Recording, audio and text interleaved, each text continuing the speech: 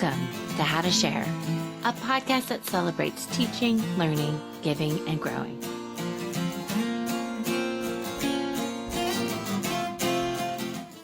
I'm Wynne Leon, and I'm with philanthropist, author, and guardian warrior, Gil Gillenwater. Gil has released a beautiful book, Hope on the Border, that is rich with stories and visuals of his more than 35 years of work on the southern border of the U.S. Gil gives us an elevator pitch for his book and shares the results of the incredible work of his Rancho Feliz organization. Gil tells us why our me-first culture isn't working and how enlightened self-interest provides a path out of spiritual poverty. He shares why he doesn't like the word charity for either giver or receiver.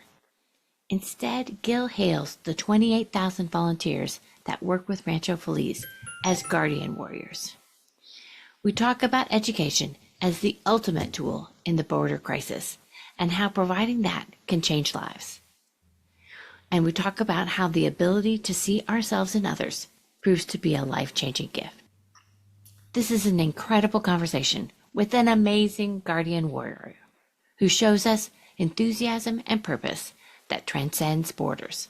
I know you'll love it.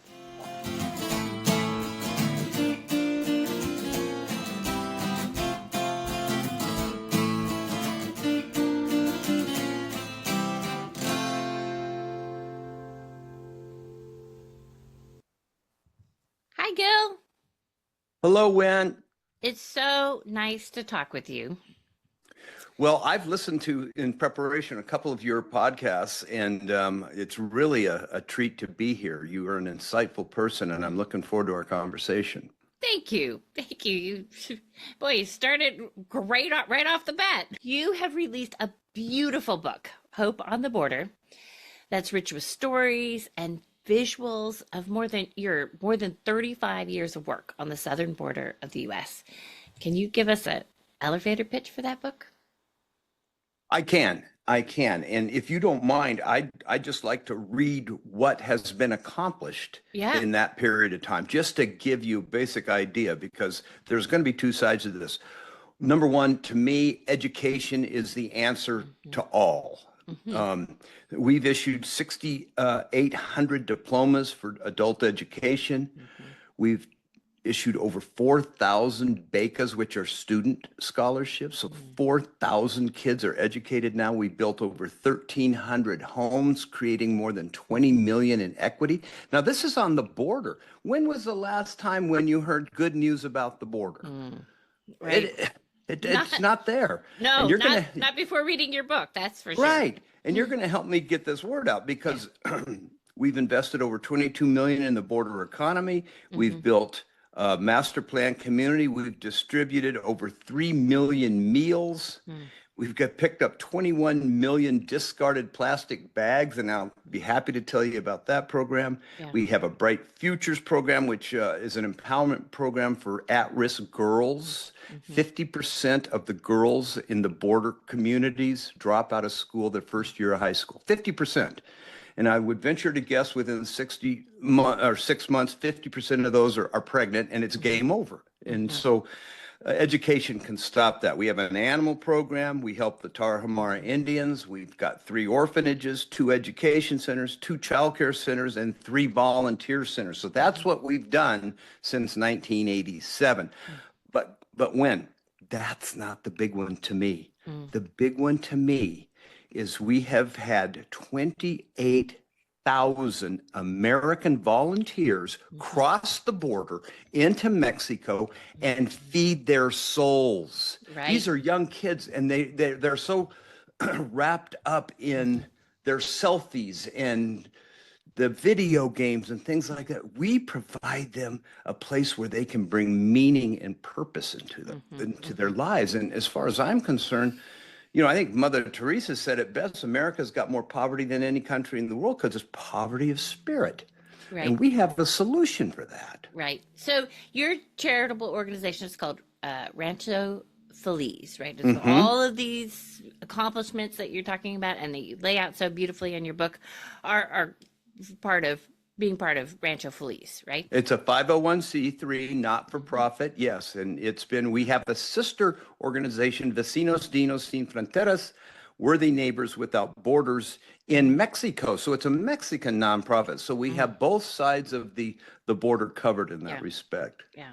I love, your analogy of our current state of affairs. You say, however, it is becoming increasingly clear that the tribal, reptilian, me first, survival of the fittest, greed is good attitude no longer serves the individual, nor is it serving humanity.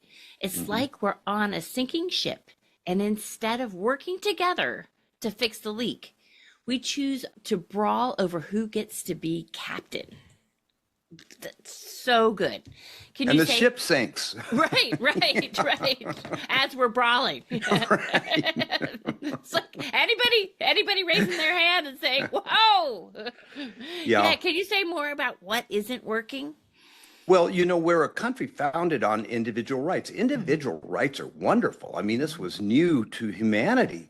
And the only problem with that is when it gets too out of balance. We have such a wealth disparity, even in our own country. But how about this? When you step across the border, you go from $18 an hour minimum wage to $14 a day in one step. How do you raise a family on $14 a day? Well, you don't. But my contention with the statement is, I know we work with the Tarahumara Indian tribe, and they have a term, it's called korima. And it means sharing. And it means that they understand if the community doesn't survive, the individual doesn't survive. It doesn't work the other way around, but it works that way. And when you've got the wealth disparity that we experience on the border, and we're starting to experience in our own country, it's kind of scary. I don't know how that can end good. But your organization shows another way forward, quoting again from your book, Rancho Feliz delinks serving others from sacrifice. It advocates enlightened self-interest. If you put good in the world, good comes back to you. Over many years, Rancho Feliz volunteers have learned that the surest way to abundance in their own lives is through serving others. So say more about enlightened self-interest. Well, I think that, I don't even like the word charity. It's so weak. It's such a weak word. That's why we're guardian warriors. We look out for people who weren't born into our same opportunities. Yeah. The contention being, I don't know whether it's Jesus hanging on the cross or where it is, but this idea that charitable work is a sacrifice. It's something we do when we have leftover time, when we have leftover money. Wow, are we missing the boat on that one? You want to open the world. You want to bring abundance into your life. And I actually have physiological things that we experience when we are in service. If you be interested, I'll give you a real quick example. Yeah, please. Let's say you're in traffic and there's somebody trying to get in. There's a lot of traffic and he cuts right in front of you. You son of a gun. How could he do that to me? Have you ever noticed anger forces us to love ourselves? He did that to me. Right. Fact of the matter is the guy was late for work. He couldn't care less about you. Right. Or you can look at him in the eye and you can see he's in trouble. He's late. You slow down and you wave him in. Think how you feel physiologically. Right. And you have that moment of shared humanity and you've helped him and he acknowledges that.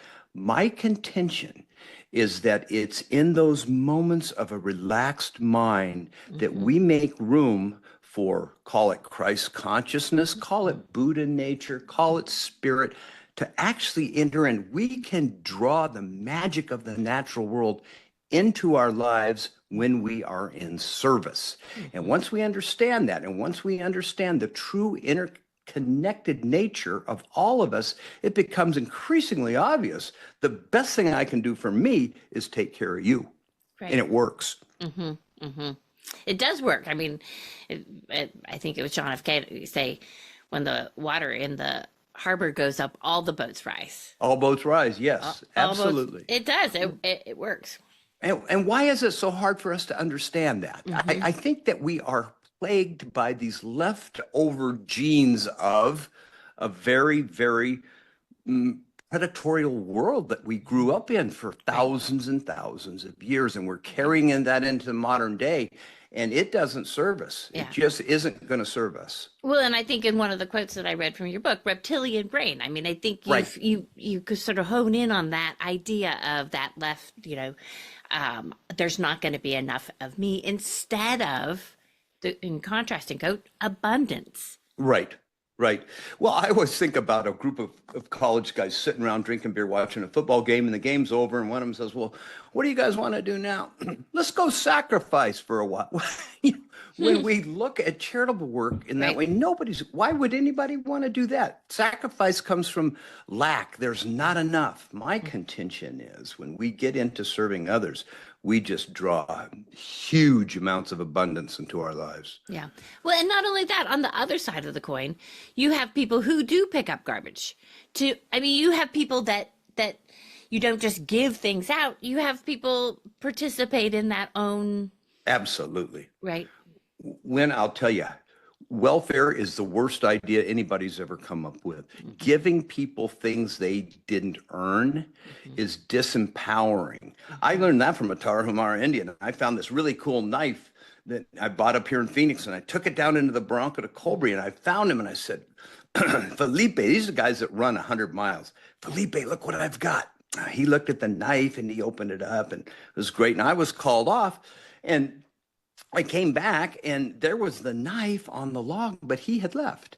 And I thought, well, that's weird. He forgot his knife. So I grabbed it, and I went running after him. And Gregorio de Carmen, an well-educated Tarahumara, tapped me on the shoulder and said, "Mr. Gillenwater, you did a really bad thing in our culture." And I said, "Really?" I gave the man a gift. He says, "Yes, but you didn't tell him you were going to, and he had nothing to offer you back." So what I had done with the best of intentions was establish myself as the benevolent giver, and you're the lowly receiver.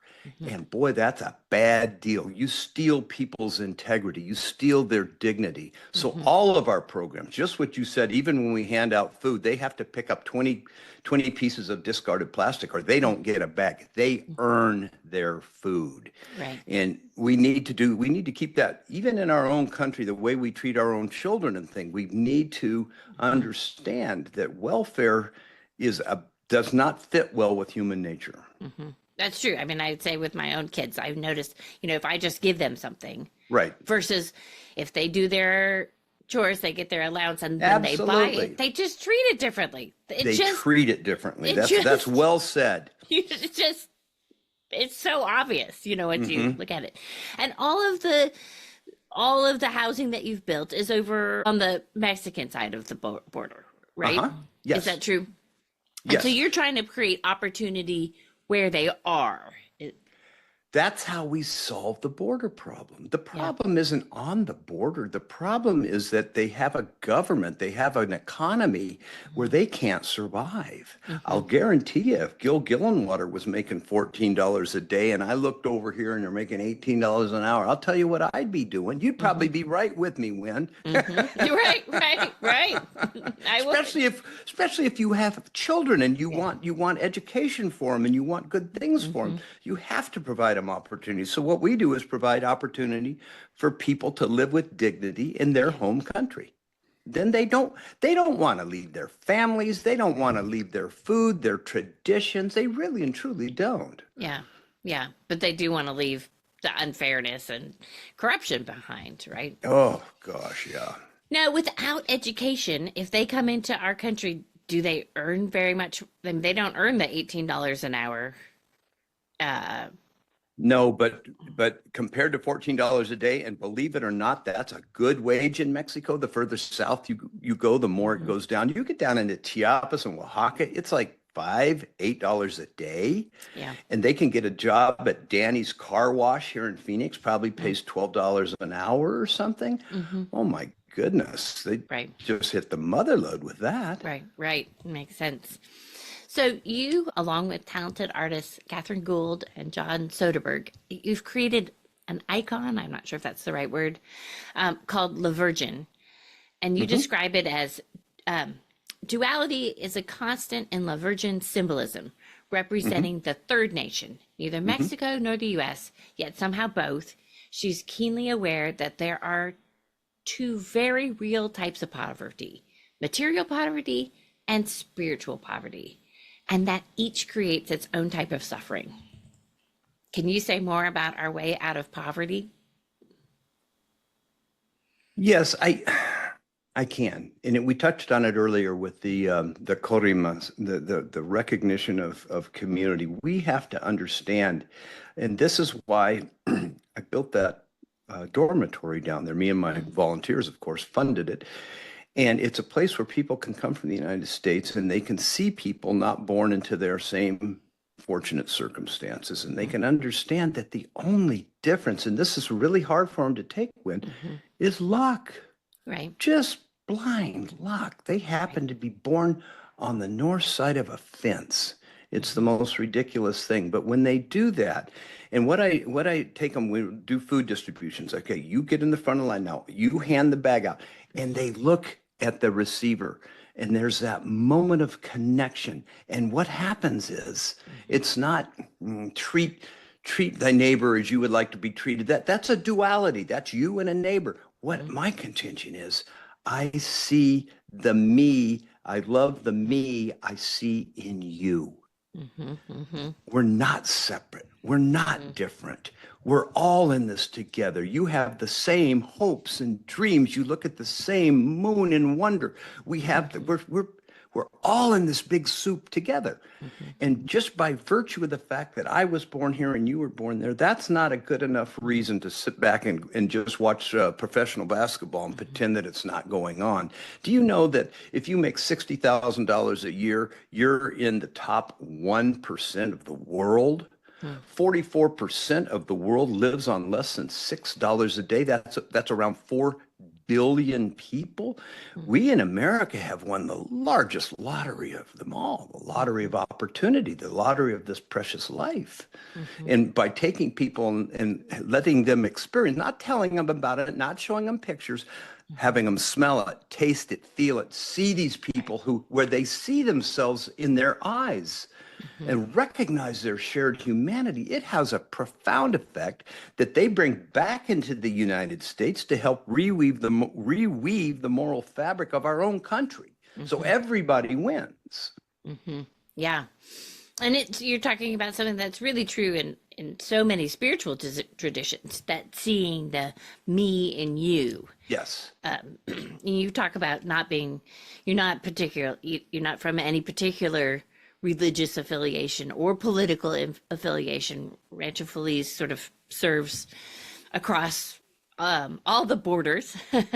It does, and that alludes back to your question. This it's La Virgen de la Frontera, the Virgin, the border virgin, and she is an icon. That's a great way to describe her, because the Mexico has the Virgin de Guadalupe. We have the Statue of Liberty. This is this thin 10-mile stretch of land that's on the border. And like you said, it's neither Mexico or America. We speak Spanglish down there. And it's this bizarre amalgam of drug cartels and craziness and people trying to get across the border, and this wealth inequity that creates this tremendous amount of suffering, and people coming up trying to get across the border. They can't. They tumble back down into Agua Prieta, and the stories, Wynne, are beyond the pale. I list one in the book about Jose. Who, oh my goodness gracious, and that's not an isolated situation. Right.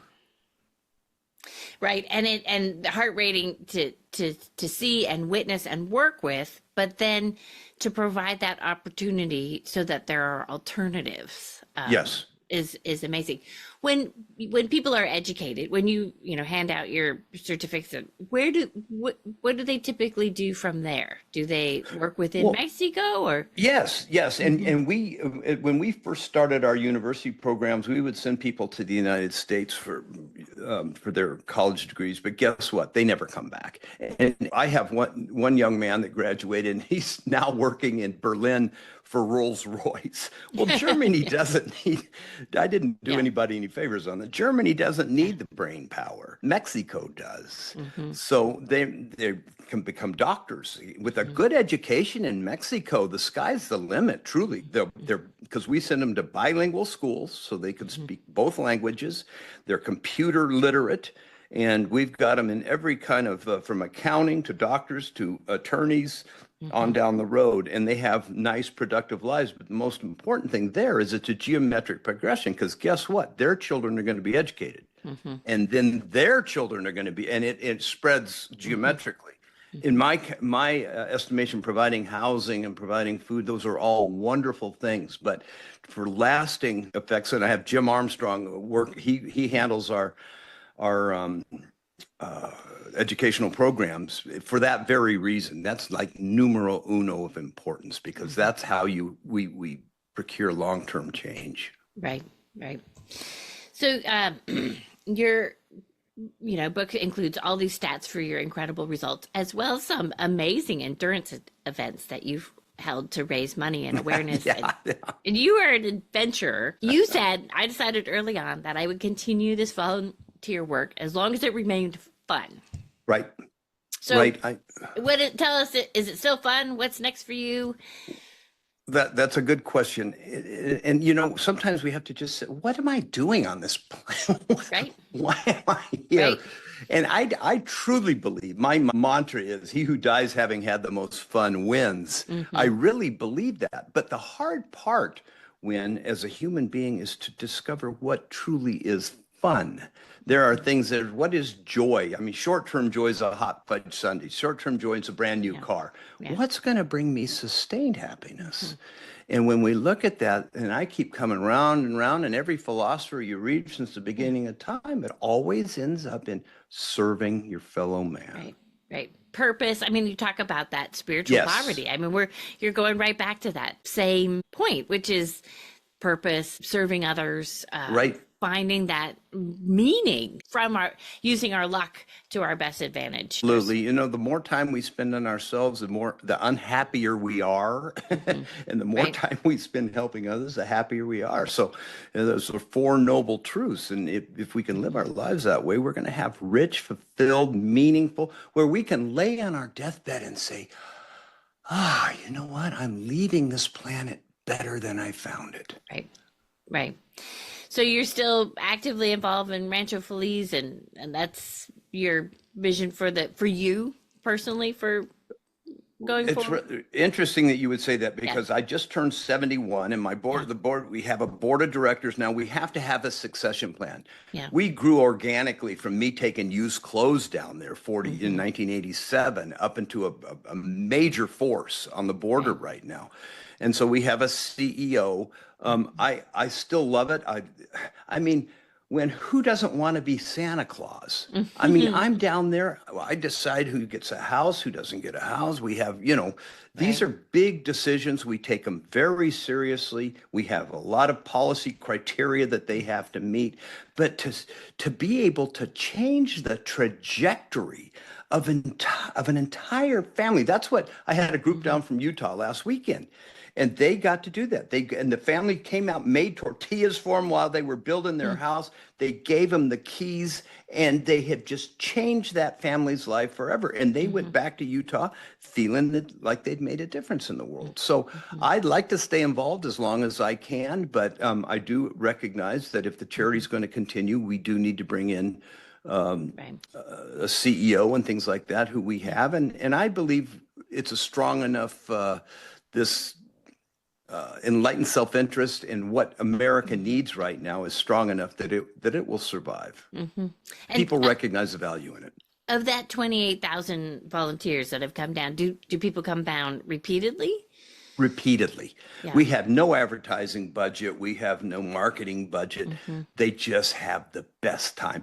And seriously, whenever I say it's me and about 2,000 volunteers. We volunteered. I've never taken a cent out of it, because my reward isn't what we've just talked about. But it's a beautiful facility, the Comodore, and at night we've got these wonderful Mexican meals, and the mariachis are playing, and people feel like $1 million. It's a fabulous experience. You come down on Friday, you go home Sunday, and you're just, if I stay up here in Scottsdale too long, I really get upset if my dry cleaning is a day late, right? right? Right. Well, you go down there and you are so damn grateful for your life and what, Yeah. it's just a wonderful experience. Yeah. So in answer to your question, yeah, most of our people are repeat. Right. They come back time and time again. Yeah. And it's funny how those experiences, I mean, you experience time differently. If you think about being, at home and you're dry cleaning a Yes. day late, where you go to other cultures and countries and experiences, and man, it doesn't matter. Right. It just Right. doesn't. And Yeah. and it takes, a little bit to drop into that, but you figure it out pretty quick. Well, just to get out of our little bubble, our Yeah. little bubble existence. I've traveled all over the world for that reason. And I also, this may sound goofy, but there's probably 10,000 great friends of mine in Colombia. I just haven't gone there and met them yet. They're there.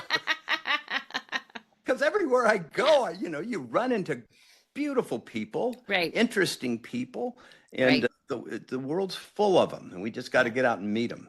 Well, I love that. 10,000.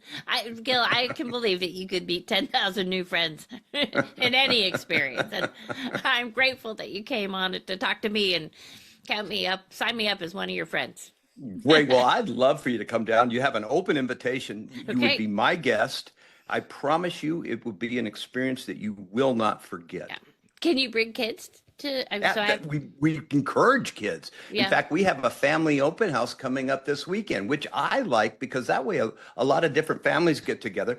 The one thing, Wynne, and I don't want to be crude on your show, but this line is, assholes don't volunteer. It's the greatest vetting program. Seriously, you are surrounded by wonderful people with a higher vision. Yes. It's perfect. I've heard that before. I had a guest, Peter Samuelson, who does. He started 8 charities, but his first one was in hospitals providing psychosocial service for sick kids. Wow. Right. And it's how he met his wife at 35, 40 years ago. And he says that all the time, you want to find your people, Yeah, right. He works in Hollywood. He's a filmmaker. He's like, I've met a lot of narcissists, but they don't sign up for programs like this. That's so true. Right. It's so true. You could just And who would you rather hang with, Exactly. I love that. Well, Gil, thank you so much for your time. This was a lovely conversation and incredible work that you do, and a beautiful book. Well, you are so kind, and it's so beneficial to us that you help get our story out. The world needs things like this, and I can't thank you enough for giving me the opportunity in the platform. Thank you, Gil.